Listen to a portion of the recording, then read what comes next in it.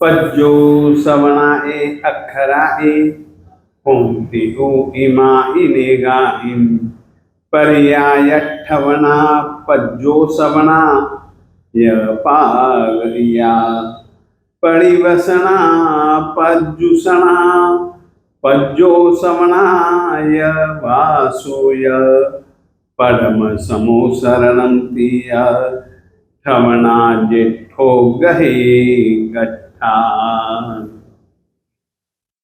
कल से जिस महान पर्व पर्युषणा पर्व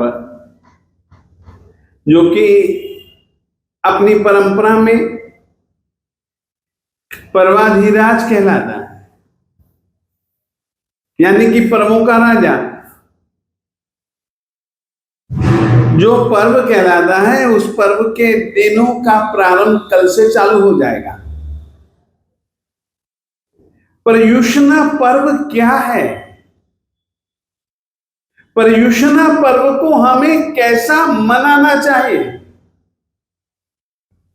किस तरीके से मनाए गए पर्युषण सफल माने जा सकते हैं?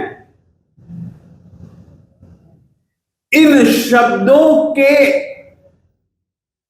मतलब क्या क्या हैं?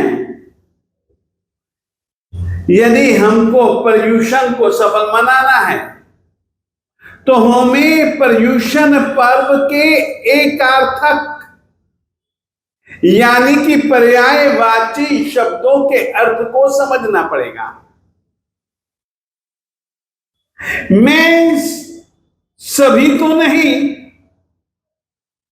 परंतु जिन शब्दों का अर्थ आप लोगों के लिए उचित मानता हूं, वैसे शब्दों की आज सामान्य तौर पर चर्चा करूंगा। वैसे इस पर्युषण पर्व के लिए जो पर्यायवाची शब्द हैं, पर्याय ठवना, पज्जो सवना, परिवसना, पज्जूसना, वासा वास, पढ़म समोसरण, स्थापना, ज्येष्ठा वग्रह, ये पर्युषण पर्व की रीति और पर्युषण पर्व क्या है इसको बतलाने के लिए पर्याप्त है। सामान्य तौर पर इन शब्दों के अर्थों को जब अपन जानते हैं, समझते हैं, तो हम यह स्पष्ट रूप से कह सकते हैं कि यह पर्व लौकिक नहीं, लोकोत्तर पर्व है। इस पर्व का संबंध देह तोष नहीं, आत्मा का पोषण है। देह से नहीं जैसा संबंध और आत्मा से पूर्ण रूपेण संबंध, ऐसा पर्व है पर्युषणा पर्व। पर्युषणा शब्द के कई अर्थ हैं। पर्युषणा शब्द का एक अर्थ होता है परिउषणा, कि आप चारों तरफ से हट जाओ। जो आप इंद्रियों के माध्यम से चहुओर घूमते हो, आपका मन चहुओर घूमता है, कभी किसी विषय को, कभी किसी विषय को, कभी किसी विषय को पसंद करता है, तो कभी किसी विषय को नापसंद भी करता है। कभी किसी विषय को अनुकूल मानता है तो कभी किसी विषय को प्रतिकूल मानता है। हम इंद्रियों के माध्यम से, मन के माध्यम से, बुद्धि के माध्यम से, संस्मरणों के माध्यम से चहुओर घूमते रहते हैं।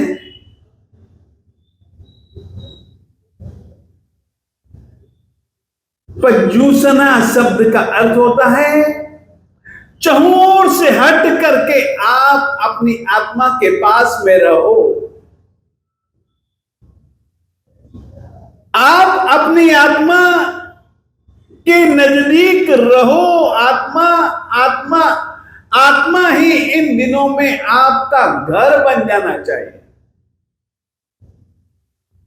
देह नहीं, इंद्रियां नहीं, मन नहीं, यादें नहीं, कल्पनाएं नहीं, आशंकाएं नहीं, अटकलें नहीं, बस मात्र आत्मचिंतन, मात्र स्वयं के व्यवहार की, आत्मिक व्यवहार की समीक्षा।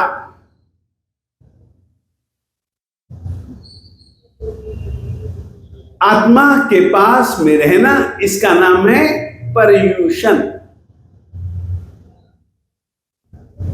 कोशिश करना सभी प्रकार के दैहिक लौकिक व्यवहारों से हट करके आप अपनी आत्मा के पास में रहें, इसका नाम है पर्यूषण। तो यानी कि पर्यूषण आत्म साधना के दिन है।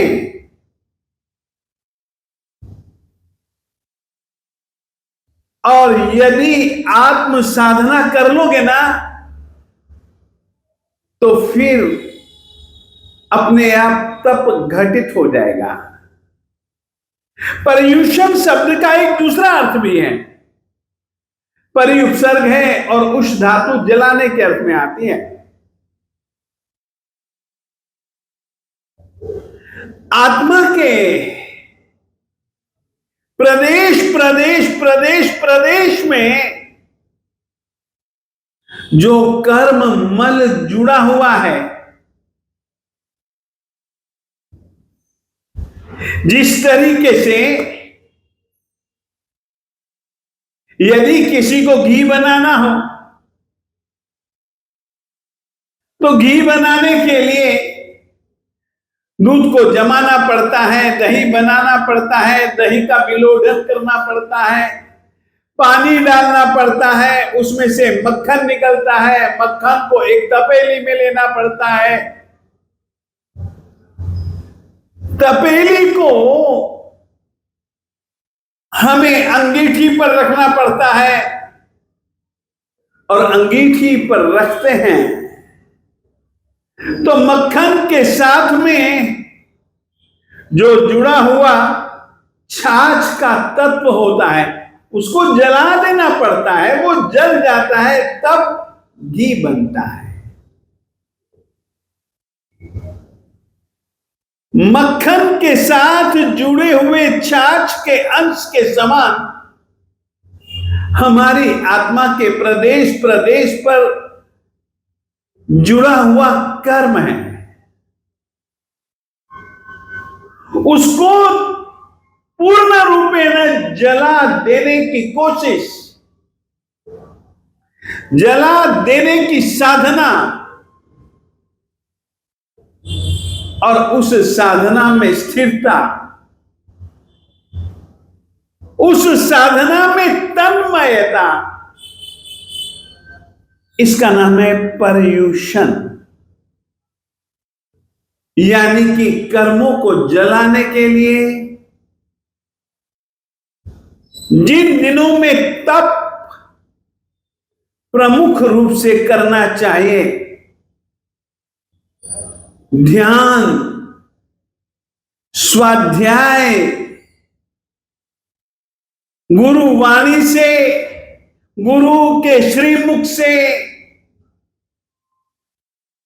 सूत्र शिरोमणि कल्प सूत्र का श्रवण इत्यादि रूप में जो स्वाध्याय है वह करना, अनशन, उनोदरी इत्यादि तप करना, प्रायश्चित करना, विनय भाव रखना, ये सब तप के अंतर्गत है। ये सब कर्म रूपी छाछ को जलाने के लिए अत्यंत उपयोगी साधनाएं हैं। ये साधनाएं जिन दिनों में प्रमुख रूप से की जाएं, उन दिनों का नाम है पर्युषण। पर्युषण, पर्युपशमन।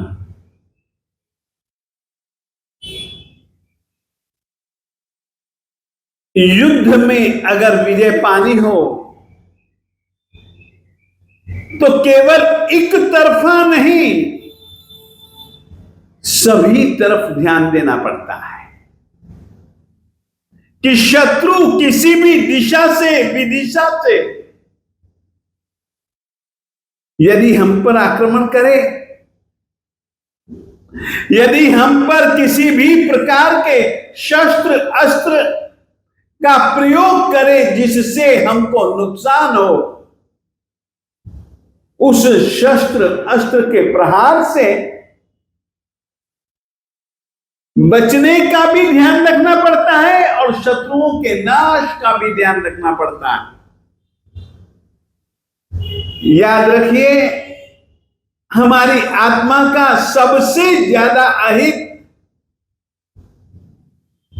हमारी आत्मा में पैदा हुए कषाय, हमारे मन में पैदा हुए कषाय, ये ज्यादा से ज्यादा करते हैं और किसी भी समय आ सकते हैं। बिल्कुल जागृत बनिए कि कषायों का उदय आपकी आत्मा में न होने पाए। न क्रोध, न मान, न माया, न लोभ, न राग, न द्वेष आदि किसी भी प्रकार से संसार परक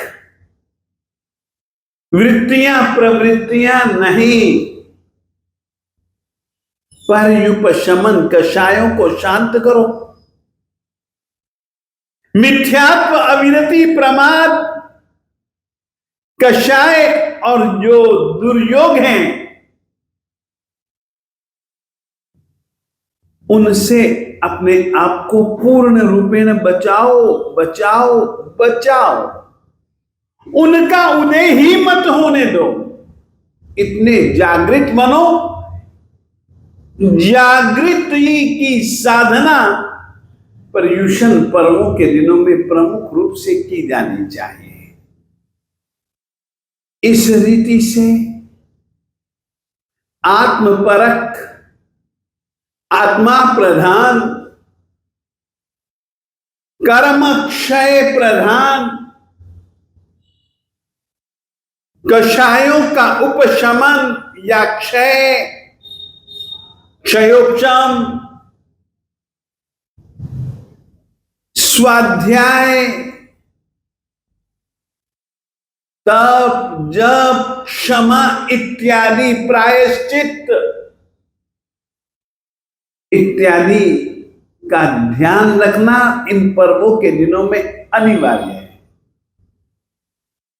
इन पर्वों के दिनों में ज्यादा से ज्यादा आरंभ समारंभ यानी कि हिंसा प्रधान किसी भी प्रकार की प्रवृत्ति ना हो, इतनी जागृति जरूर रखना, जरूर रखना। परमात्मा की आज्ञा को ध्यान में रखते हुए इन कम से कम इन 8 दिनों का व्यवहार तो बनाना बनाना बनाना ही बनाना, ताकि पर्युषणा पर्व की आराधना अपनी शांति, अपने आनंद मंगल, अपनी निर्मलता, कर्म क्षय की साधना की ओर ज्यादा ध्यान देना। इतना ही पर्युषणा पर्व के प्रारंभ की संध्या, कल पर्युषण पर्व है तो आज की संध्या में मैं बहुत सामान्य तौर पर आपको सूचना दे रहा हूं कि इस तरीके से पर्युषणा पर्व की साधना आप लोग जहां भी हैं वहां पर अवश्य में करें, इतना ही।